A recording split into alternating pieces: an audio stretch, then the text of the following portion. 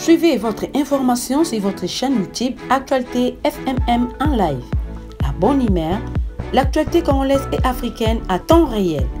Actualité FMM en live, c'est pour être les mieux informés possible.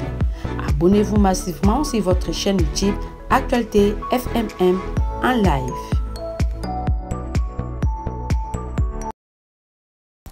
Bonjour à toutes et à tous. Actualité africaine. Les Rwandais.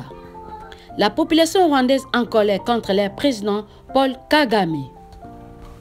Selon une source de confiance, lors de la dernière incursion des militaires rwandais sur le sol congolais au nord Kivu, le Rwanda a perdu plusieurs officiers et militaires. Parmi les 4 bataillons qui étaient déployés pour l'agression de la République démocratique du Congo, seulement 2 bataillons ont retourné au Rwanda avec plusieurs corps des officiers subalternes et supérieurs. Selon un habitant contacté à partir de Kigali, plusieurs familles en sont en deuil et pleurent leurs fils qui sont en train d'être tués à Rutshuru et Nyiragongo. Envoyés sur le front par le président Kagame, ces enfants rwandais restent injoignables. Les familles craignent pour la vie de leurs enfants et demandent à la communauté internationale d'interpeller Paul Kagame pour qu'il arrête d'envoyer leurs enfants à l'est de la République démocratique du Congo. On observe des deuils dans plusieurs familles à Ruwegeri et Kigali. Les autodéfenses Maï-Maï saluent la stratégie qui a été utilisée par les forces loyalistes pour écraser les ennemis de la République démocratique du Congo, notre pays. Le gouverneur militaire du Nord Kivu, lieutenant-général Constant Ndima, s'adressant au FARDC, la mission est de défendre l'intégrité du territoire national. Nous ne laisserons pas les Nyangalakata nous prendre un seul centimètre de notre pays. Plusieurs arrestations de hauts officiers rwandais infiltrés dans les services sécuritaires de la République démocratique du Congo.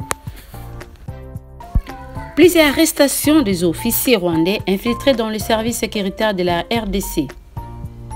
Plusieurs arrestations signalées au sein du service sécuritaire de la République démocratique du Congo pour identifier les officiers rwandais qui ont infiltré les services sécuritaires de la République démocratique du Congo. Affaire à suivre. L'ambassadeur rwandais, M. Vincent Karega, décide de quitter la République démocratique du Congo.